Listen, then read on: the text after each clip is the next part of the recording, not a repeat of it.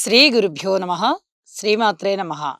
మా ప్రేక్షకులందరికీ ధన్యవాదాలు తెలియజేస్తూ 4 ఆగస్టు నుంచి 10 ఆగస్టు వరకు గల కాలానికి రాశి ఫలితాలు ఏ విధంగా ఉన్నాయి, అలాగే గ్రహ స్థితులు ఏ విధంగా ఉన్నాయి, గ్రహ సమ్మేళనాల యొక్క ఫలితాలు ఏమిటి ఇత్యాది అంశాలన్నీ కూడా ఇప్పుడు చెప్పుకుందాము. ముందుగా గ్రహ స్థితులు. వృషభంలో కుజ గురులు, కర్కాటకంలో రవి చంద్రులు, సింహరాశిలో బుధ శుక్రులు, అలాగే కన్యలో కేతువు, కుంభంలో వక్రించిన శనిగారు, ఇక మీనరాశిలో రాహువు.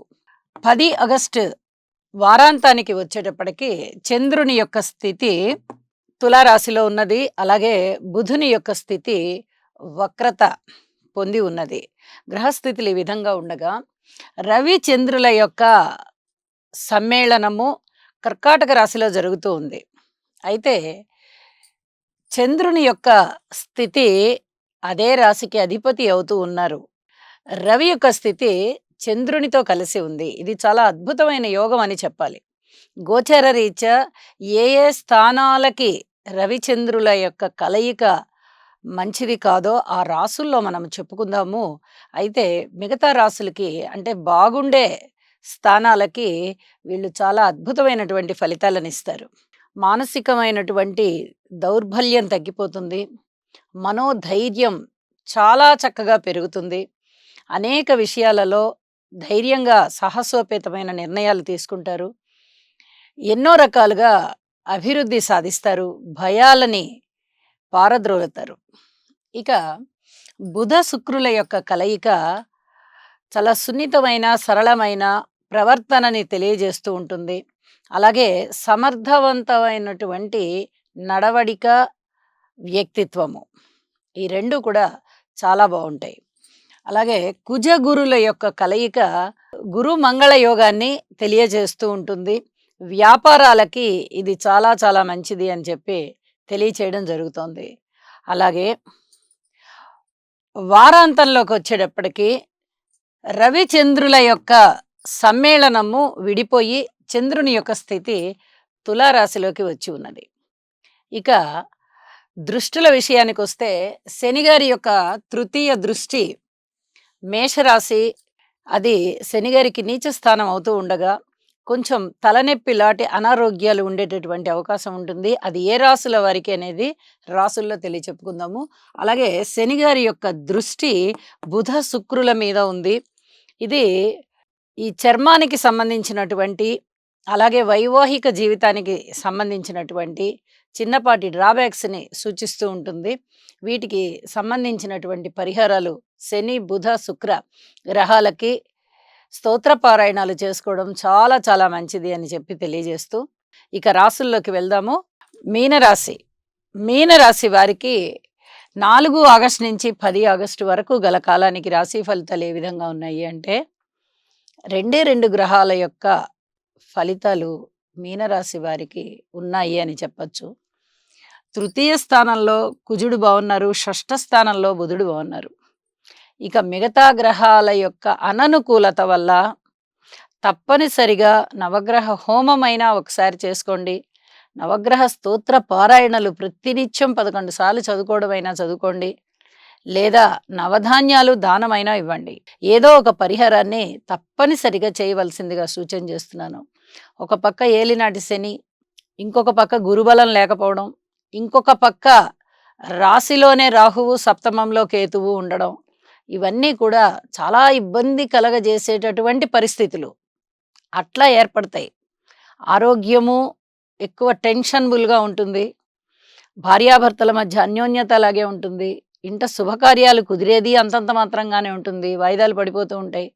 పబ్లిక్ రిలేషన్లో అతి జాగ్రత్తగా మాట్లాడుకుంటూ వెళ్ళాలి. రిలేషన్స్ దెబ్బతినకుండా చూసుకోవాలి. అపోహలు లేకుండా చూసుకోవాలి. మర్యాదలు ఇచ్చి పుచ్చుకునే విధంగా మీరు ప్రవర్తించుకుంటూ వెళ్ళాలి. వ్యాపారస్తుల మధ్య అంత పూర్తి సఖ్యత ఉన్నట్లుగా కనిపించడం లేదు. ఉద్యోగ జీవితంలో కూడా ఉన్నతికి తక్కువగా ఉంది. స్త్రీల విషయంలో విష్ణు సహస్రనామ పారాయణ చదవండి, చాలా చాలా మంచిది, చాలా బాగుంది కూడా. స్త్రీలకి, విద్యార్థులకి కూడా చాలా బాగుంది. కార్మికులు, కర్షకులు, నేత పనివారు, చేతి వృత్తుల వారు ఇచ్చేది వారందరికీ చాలా బాగుంది.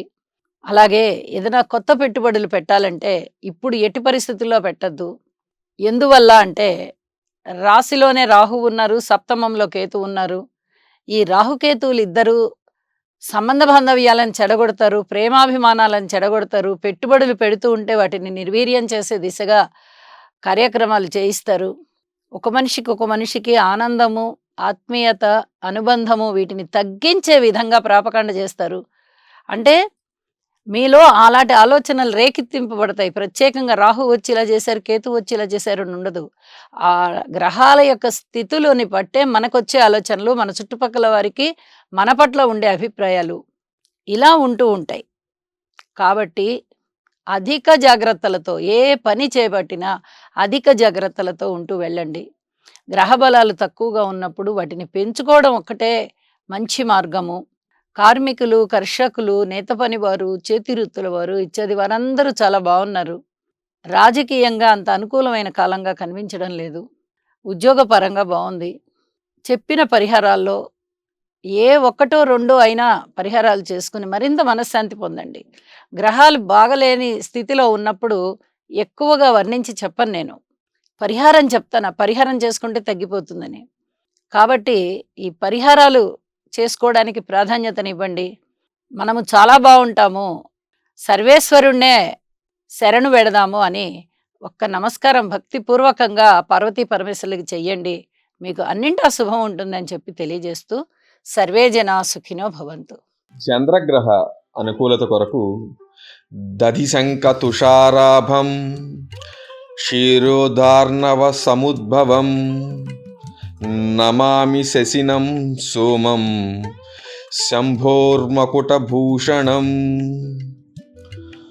ఓం శ్రాం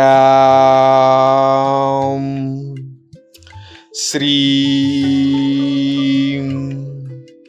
శ్రౌం సహ చంద్రాయ నమః. చంద్రగ్రహ అనుకూలత కొరకు దధిశంక తుషారాభం క్షీరోదార్ణవ సముద్భవం నమామి శశినం సోమం శంభోర్మకుటభూషణం. ఓం శ్రాం శ్రీం శ్రౌం సహ చంద్రాయ నమః.